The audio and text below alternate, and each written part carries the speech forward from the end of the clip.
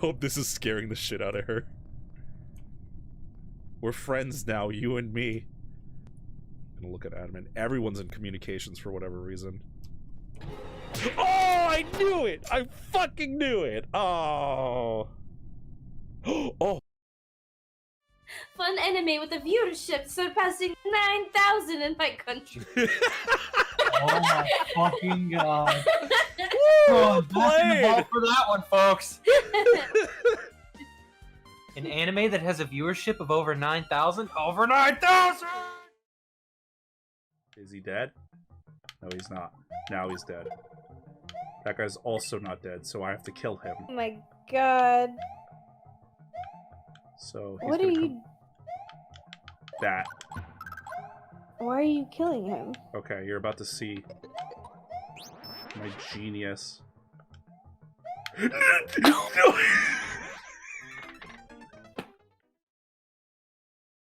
We wait a couple seconds, right? And then we do reactor. And then we're gonna be ominous. We're gonna be ominous. Jotaro! It seems like Mahiro also beat that game. Off. What? Why do you know that? The joystick was rather wet when I got to it.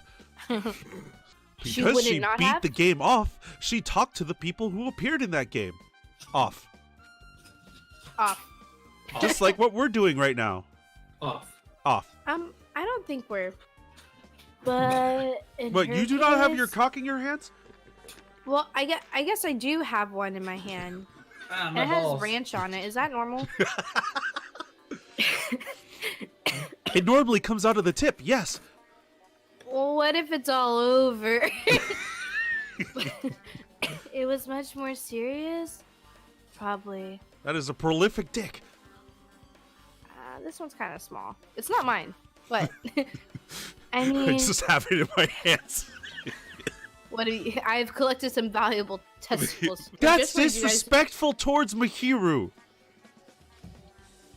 She loves that game, and that game loves her. There's no way her feelings would change just because a useless guy like me tempted her.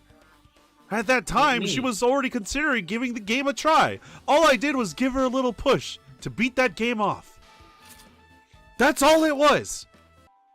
But I'm surprised. I never thought Mahiro would play that game. Off. If she beat that game, it's best if we investigate there. She I beat it think. off. I thought Ibuki beat it off. No, it was Mahiru. Yeah, It's okay. she's clearly suspicious. That's pretty much decided. Decided? Decided. Next, with vegetables. No. Bad, gassy, bad. What? Do it right. Okay, next with vegetables. Perfect. You look more suspicious. You did it. That's not very intelligent of you. Miss Silva! I don't give a fuck. Koopa looks at me anxiously. I will fight a little kid. I don't care. These fists are rated E for everyone. Do the same shit. Come on. No. Come on. No. We're blood brothers. You're coming with me. No, don't be a dick. Come here. All right. We're completing this, and then we're leaving. That one. All right. We can go now. Let's go. No. We're going. Where are you going? We're going together. We're blood brothers. Why do I need a flashback for this? And here's what it It said. was so long.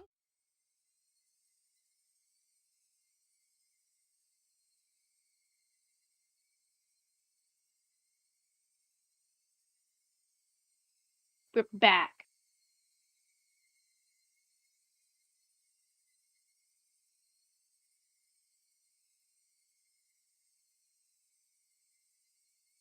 Alrighty.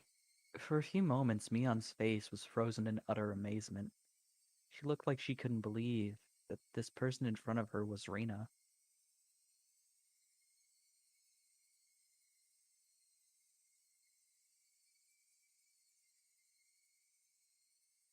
It's a long explanation. I bugged your house, so I'll get to the point. The contents of that refrigerator provided a vivid account of what you said over the phone when you lured her out.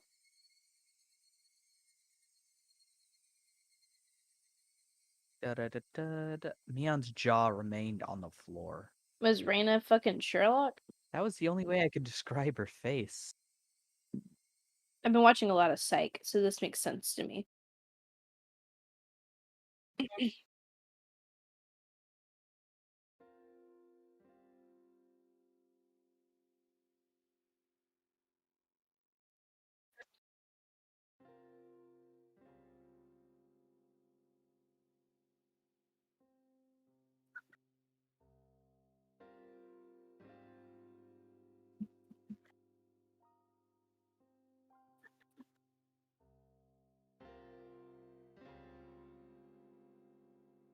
As if a Uh-oh. dam had burst, Mion convulsed into laughter.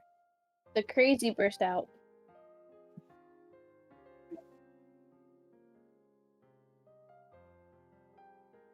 Not at all. Alright, her laughter, though, definitely didn't make us want to laugh as well.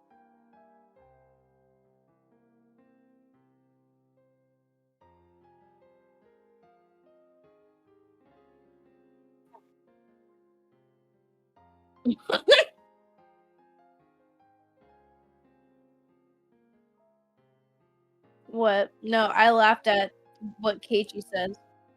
Oh.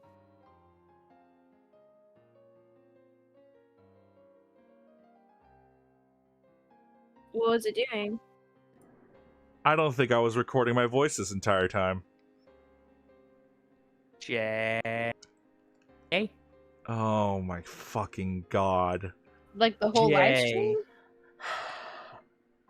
I reinstalled my... Oh my god, I didn't check. Well, rip it straight from the VOD then. The VOD won't have it either. Wait, no one's been able to hear you this whole time? This whole time, no one has been able to hear me. Fuck. Oh, what was that? An hour and a half? 2 hours? I didn't say anything. To be fair, Mion stuff didn't. Well, damn. Bruh moment indeed. I was responding to you as well, Love Tree. Fuck. Whew. Thank you. Thank you, regardless. God damn it. Okay. I'll take two.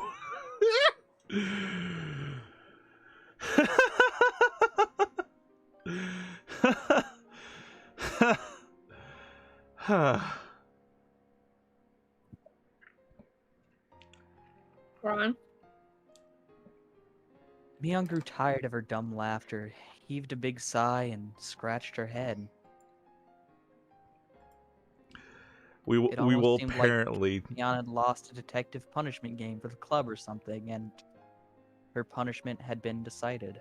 Danganronpa? That's very sweet, Olive Tree.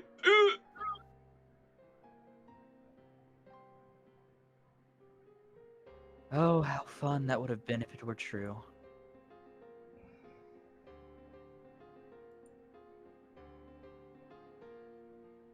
An incredible detective? Michan, you're the one who guessed what Oishi-san told us. He called me an incredible detective too.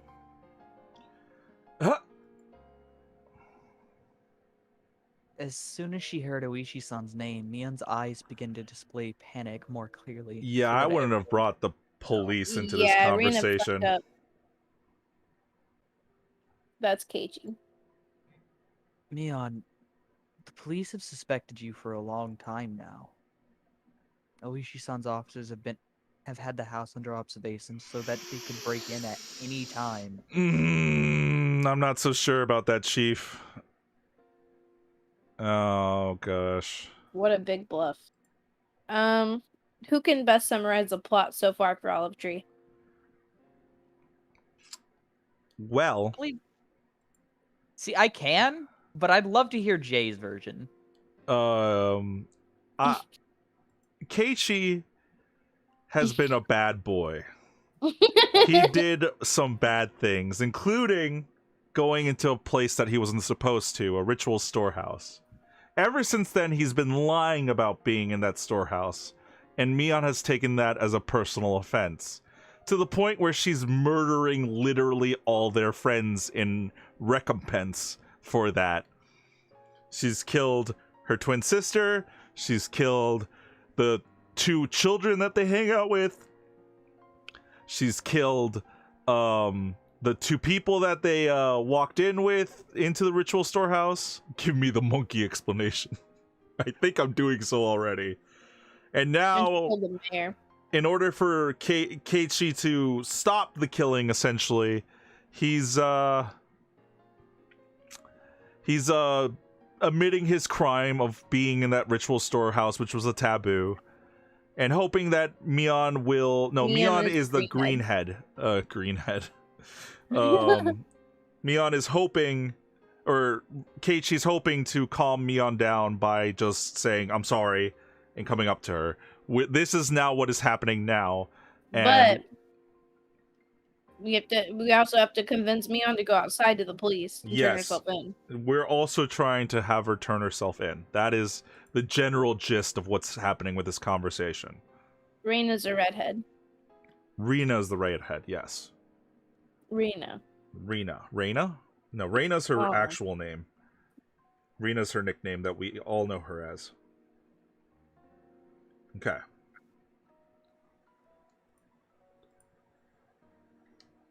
Mion attempted to feign calm, but it looked like she was having a hard time with that. Part of her couldn't believe that the police had her surrounded, and she closely examined Rena's facial expression.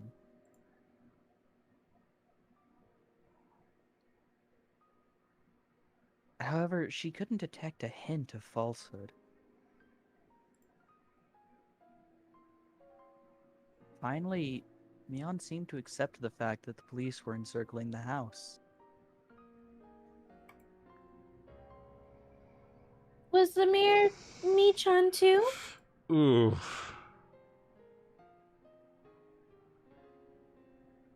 I think that's Keiichi. Yeah, it's Keiichi. Were Keiichi. Tomitake-san and Takano-san you as well? Yeah, I was taking a drink. Chill. No. Uh-huh. Oh, okay, well, fine. No chill. Mion didn't answer our rapid-fire questions. I could clearly see the impatience in her eyes, which were still feigning calm. Keiichi is the protagonist, yes.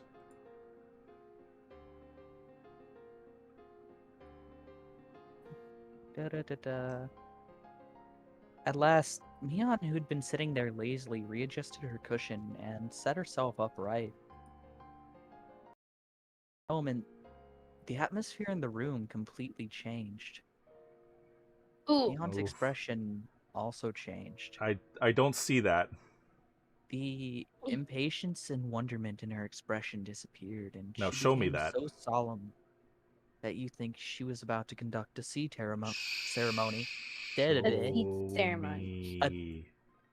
Yeah, you could sense it. I see normal Mion. It was now, in this moment, Mion had ceased to be Mion, but had changed into Mion Sonozaki, the current heir to the Sonozaki house. Oh, and the Sonozaki are like Yakuza or something. Yes. Yakuza. That solemn atmosphere about her was clearly abnormal, and was entirely different from that of the Mion I knew. Now, I could believe it. Now I could believe that she was the young leader who commanded the entire Sonozaki clan. Mion quietly placed both her hands on the tatami mat and gave a beautifully elegant bow, as if this really were a tea ceremony, and named herself.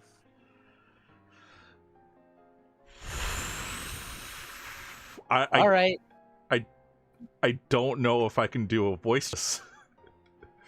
Just have a bit more eloquence when you speak. Jay. You got me there. Maybe deepen your Mion Yeah, voice? let me. We meet for the first time, boy. I mean, you can. Who am I to say? Okay. We meet for the first time. I am the current heir to the house. My name is Mion. Mion's movements were so elegant that they could cut. Seems as though you have various things you would like to ask. If I can be of any assistance, then I would like to answer without concealing anything. What? Did Mion just say? She said what you meant. She said what she meant. Mion said she would answer anything we asked. Hold on.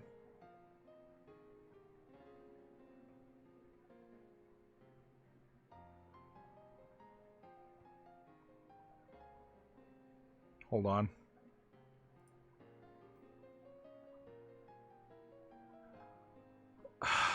Okay. Restarting stream real quick because YouTube just broke. Noon. Great. Let's see.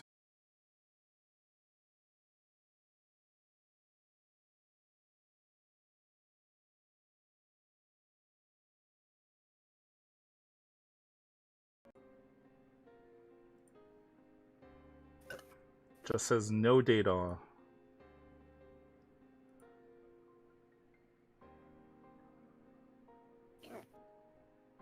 It says we're offline. Oh, okay.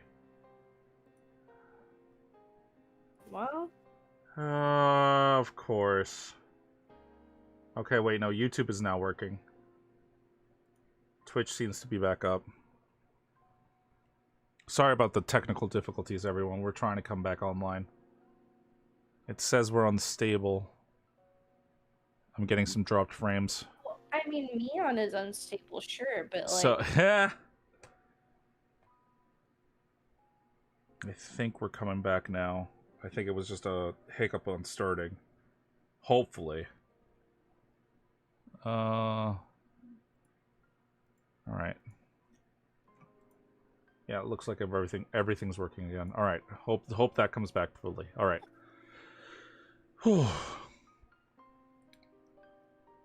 We're back.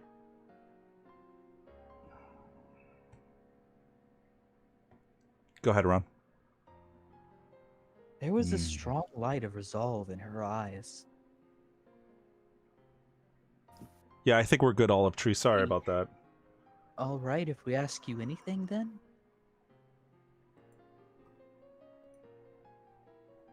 I shall tell you everything I know. That is why you have come here after all. Rena and I exchanged glances. And then died because of the poison in the tea. There was a mountain of things we wanted to ask Mion. Susan B. sabotaging us. However, we hesitated for a moment on what we should ask first. The first question Rena gave was extremely abstract, but it was the question everyone wanted to know right now. why would you do this? Wow. That was what I wanted to ask as well. Why would you do this? Oops. They didn't only go for Rika-chan and Satoko. It went for the mayor, Takano, and Tomatake-san as well. Honestly, I could forgive her after the mayor, but after Rika-chan and Satoko, that's where I draw the line on the murdering. So, murder only matters if it's personal. Yes. So isolate you before making moves. Understood. You know, even further back, for all of the incidents that had been occurring every year. For a little while, Mion couldn't respond. Right when we realized the question was too vague and tried to put it into more concrete terms, Yeah, Mion is a thug. she finally opened her mouth to speak.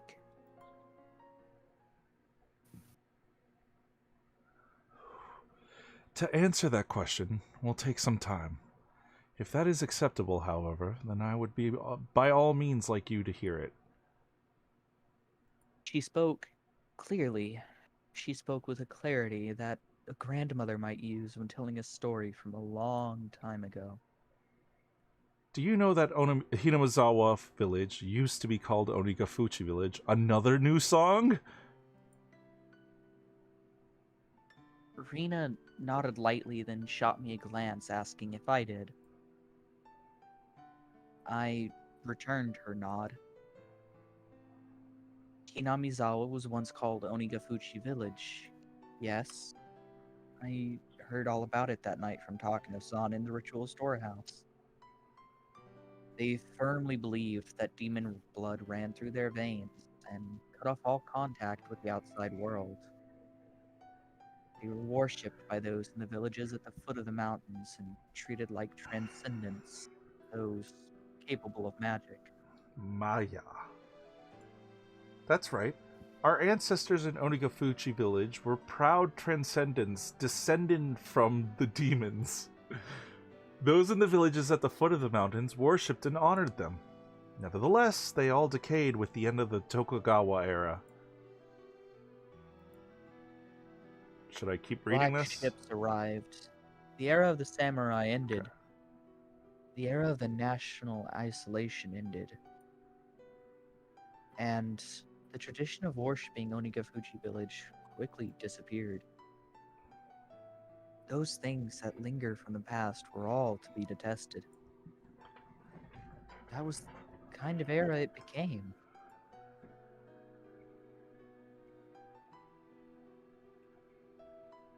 Okay. The Meiji era began, and the name of Onigafuchi village, with its long history, was forcibly changed to Hinamazawa village. I have heard the Meiji government strongly wish to erase the old customs. The abolition of feudal domains and the establishment of prefectures. An era had begun, seeing Japan sprinting up the stairs that were beyond their means to try and reach the same level of the rest of the world. I swear to God, I thought you said Panera had begun. I'm like, what? Panera. Panera bread. Fucking It's sandwiches in the early Meiji period? What? All things in the Western style were to be extolled, small things were to be scorned. Yeah, to the Pioneers. That was the sort of era it was.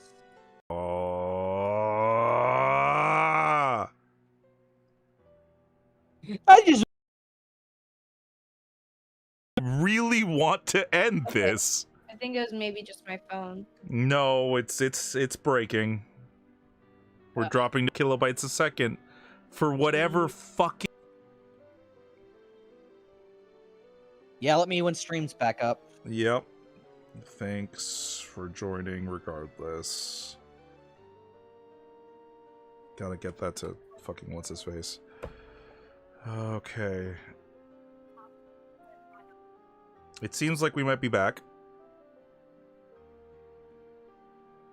I think we're back. Okay, we're good.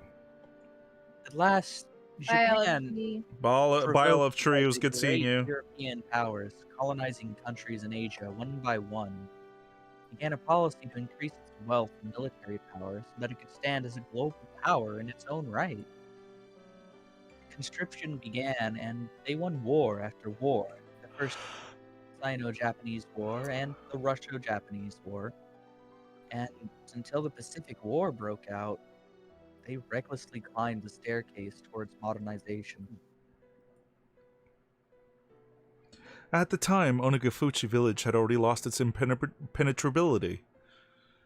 The villagers once worshipped as transcendents were now on the receiving end of inhuman treatment. The sacred Onigafuchi village had been groundlessly labeled as an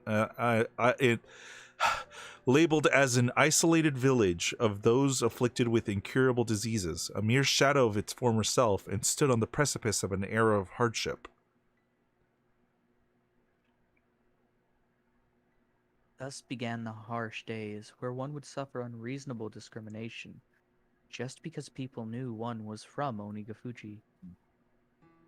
The children in the village at the foot of the mountain were taught not to go near Hinamizawa because filthy germs were rampant there.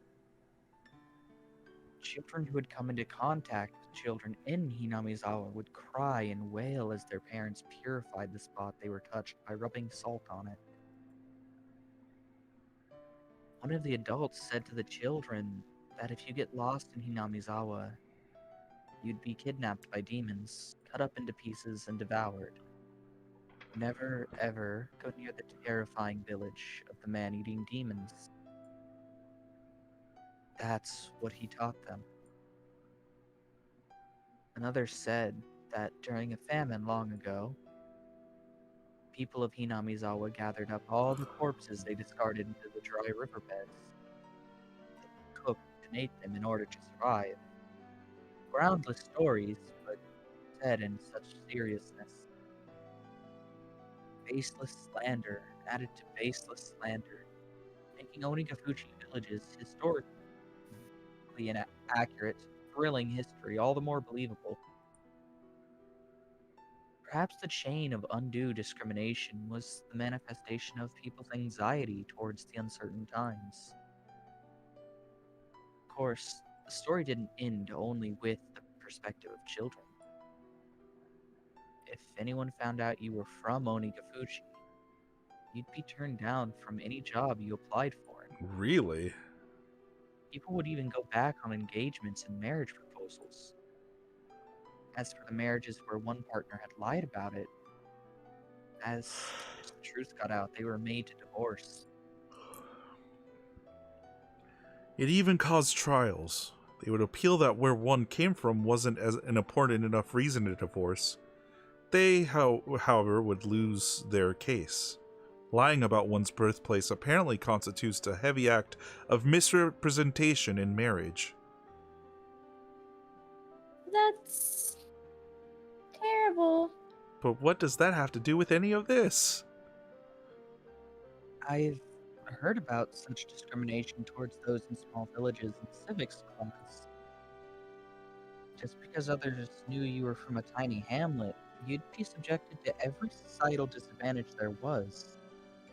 A modern form of bullying. Though, I only memorized that because it was going to be on a test one time. I recalled being suspicious about it and unable to believe such a discrimination occurred in modern Japan.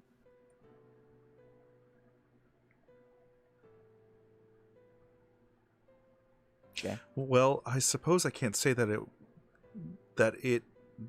they weren't asking for it. That's not English. That's not English. I'm not crazy. It's perfect English. What are you talking about? I suppose I can't say that they weren't asking for it. Our ancestors were proud of the demon blood flowing through them. They lived their lives boasting about it and scorning those at the foot of the mountain, after all. They struck fear into the villagers down there with their mystique and demanded gifts of dread and tribute.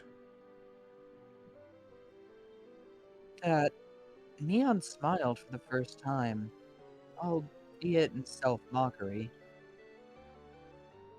During the Pacific War, despite the slogans that all the country was acting as one, those from Hinamizawa continued to suffer all manner of discrimination. There were too many ways to count. They would send their husbands and sons to war, and the women on the home front would suffer greatly too. My grandmother remembers it well. She remembers it being a difficult time. Even that bitterly long war, however, finally ended in 1945.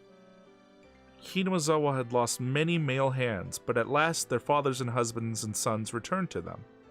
Of course, there were also many who didn't come back. Nevertheless, for those in Hinamizawa who were at their limits, Barely able to maintain the village without the men, their return was a very happy thing. MacArthur's GHQ set to work on drastically improving mindsets and strove for the abolition of unfair discrimination. They could feel day breaking on the dismal night that was the previous era. Hinamizawa was on the verge of turning into a ghost town. Those in the village started to say they should rebuild it once again and got to work, trying to make the village even a little more plentiful. During that time, someone appeared who built up a fortune through a vast number of dealings in the black market. That was Mion's grandfather, the husband of the elderly, current family leader, Sohei Sonozaki. Wait, I thought it was Oryu. Sohei said that he managed... Oh, that's the dude's name. Excuse me. Wow. Sohei said that he managed food warehouses in Harbin after being dispatched to the Chinese mainland. When it was time to pull out, he conspired with his superiors and comrades and stole a great deal of the army's canned goods. He hid them somewhere in the Seto Inland Sea and sold them widely at a high price on the black market, thus earning a fortune. Sohei didn't spend that fortune for his own pleasure either. He entrusted the entire amount to his wife, the head of the Sonozaki house. Let's revive this ruined village. All who live here are our family, and this fortune is our collective property. So he proclaimed to my grandmother, the current head of the family, that vast fortune was a huge reason why Hinamizawa was revitalized after the war. See. With that, Hinamizawa came back to life, and that's how the Sonozaki family had established its current prosperity. Of course, there were many people who begrudged the money coming from the black market, but the villagers no longer minded it.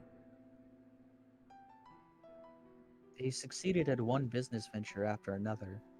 Those who had succeeded freely supported those who followed them. The giant family of Hinamizawa, tied together with strong bonds, kept expanding its influence. The Sonozaki family, the center of everything, would be extolled for a long time as the minds behind Hinamizawa's revitalization.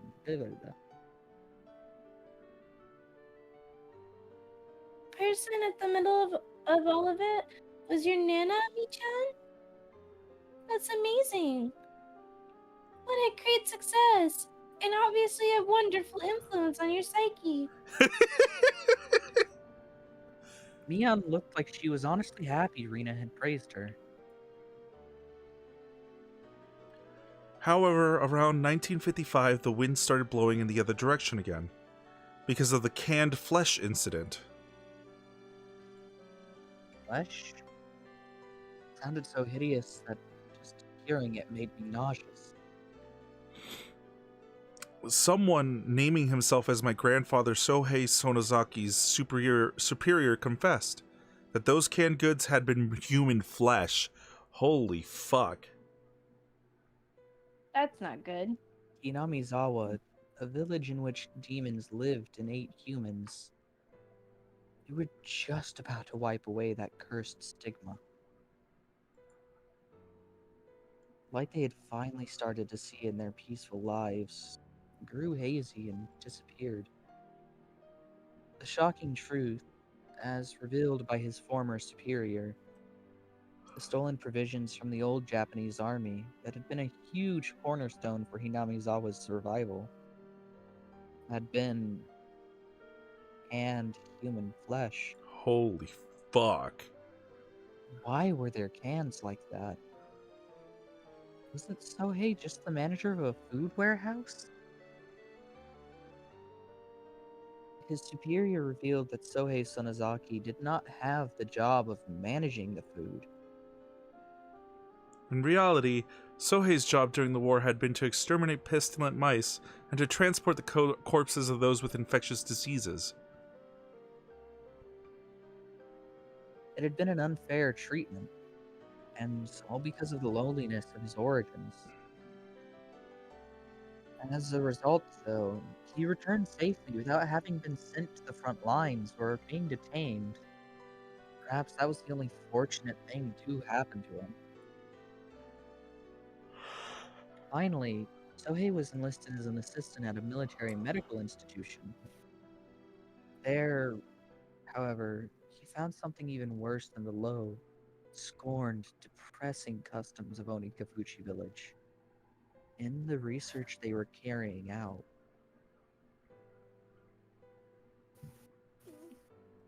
could that have been, well, the bacteriological corps in the old Japanese army or whatever? Keiichi-kun, you've heard of that? What could it be? I was pretty sure it was Unit 731. It was a nightmare unit that devoted itself to researching terrifying bacteriological weapons to break the deadlock of the war.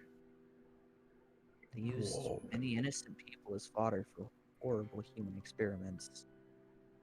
They methodically observed how many days a new strain would take to kill the victims, how many days it would be when injected, how many days it would be when swallowed.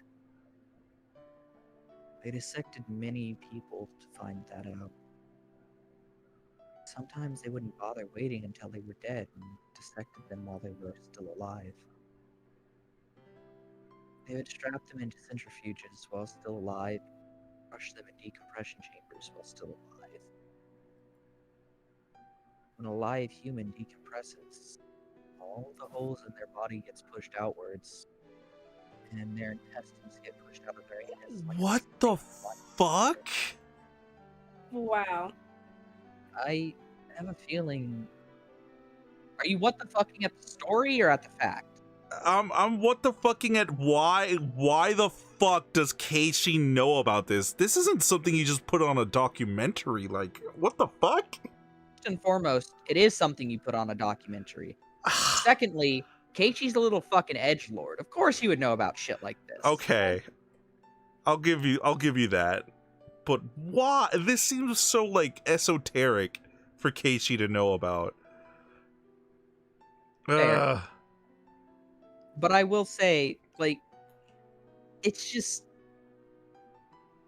this is something that people should remember and be aware of for like the horrible like reality of the situation. I get that, yeah. But putting it here seems a bit off. Yeah, that's the thing. It's trying to compound a story that's already like complex as fuck. And it's adding random historical events to be like, oh, it's in real life, and I don't know. With honestly, the can. Go ahead. I was like, it's honestly making me really sleepy. Because it's just random historical facts. Yeah, like, and they're interesting facts and stuff, but I want to see the murder. Yeah, exactly. It's like, oh man, torture, death of people by bacterial and dissection and decompression. That's a nice lullaby. Like the canned flesh is cool because it's like, oh, what the fuck? But then everything else doesn't feel like. It feels like it's too much. Yeah, like it doesn't add to the story. It distracts from the story, is what it is. Yeah. All right, cool. Let's get through it then. Yep. I think Cassie. That's Rina, yeah. That makes me sick. And they still hate Hinamizawa, huh? You said it. Oh, no, never mind. Mion agreed with me, giving a faint, sad smile. It wasn't much in the way of communication, but for some reason, I was happy to have it right now. The unit Sohei was in did way kinder research than that. They were researching concrete methods for reducing the difficulty of delivering food on the battlefield. So it wasn't even that? Jesus. Jay, chill. Sorry. Ow. The military designs at the start of the war completely fell apart, and a chronic food shortage broke out all over the battlefront. The food shortage led to malnutrition, and as their natural resistance is lowered, the soldiers fell to one disease after another. Spirit and morale lowered as well. They wouldn't be able to maintain their forces at this rate. Apparently, that's where the research started. At first, it was to find methods of delivering food to battlefields. It was very broad and included things from violent methods like stealing it from citizens to survival methods, like how to cook unfamiliar insects and plant life. As they were working out the details, they kept straying off course and going out of control, until they finally knocked down a door called Taboo. What do you think the easiest source of protein on a battlefield is? Rena and I knew the People. answer without being told. The Fallen, yes. So No, we didn't answer. the live ones. Oh no. That's right. They were researching ways to handle using humans as food. Fighting onwards, sometimes eating the flesh of enemies, and sometimes that of allies became the ultimate service paid to their country. They were deathly serious about this doctrine. It really is a riot. My grandfather was despised as someone who ate human flesh, and yet they had gone above and beyond that. Apparently he always thought about it too. Even if he was a vulgar, man-eating demon, they were far more ugly demons than he. So no matter how much he was scorned, he wouldn't put it up with it. Last, they had a handful of test prototypes. When the soldiers learned it was human flesh, however, scientists couldn't make anyone eat it. So it was apparently sent for the front lines. The cans were labeled meat substitutes, and so that they wouldn't accidentally eat it themselves, they stamped the bottoms with a circle. The starved soldiers on the front lines apparently loved all the prototypes they were sent. Among them, those who cooked it in soy sauce like it was sukiyaki loved it the most. Come on, Michan, stop. I'm getting sick to my stomach. Rena really was pale-faced, and she looked like she was having a difficult time continuing to sit on her knees. Nice save.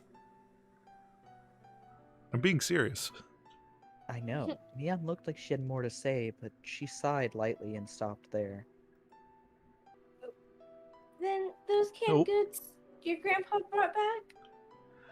I don't know if it's true. Rival called him a savage for making a fortune from selling human flesh, and the villagers began to be scorned again. They returned to a time where children would be jeered at and have rocks thrown at them. So that's probably why they were doing the dam project. The stifling sigh came back. What a seriously hopeless, sad story it was. They discriminated, were discriminated against. Human folly. Why must they attach worth and rank to it? Why can't they live without looking down on people? Why can't everyone enjoy life together? Because people are stupid. I didn't know.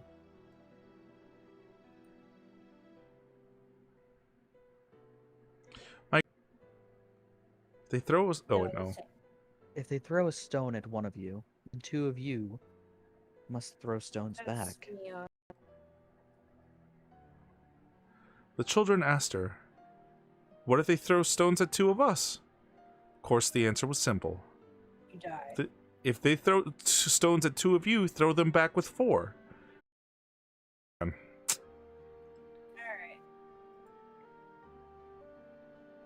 Are you wanting to call it there, Gassy?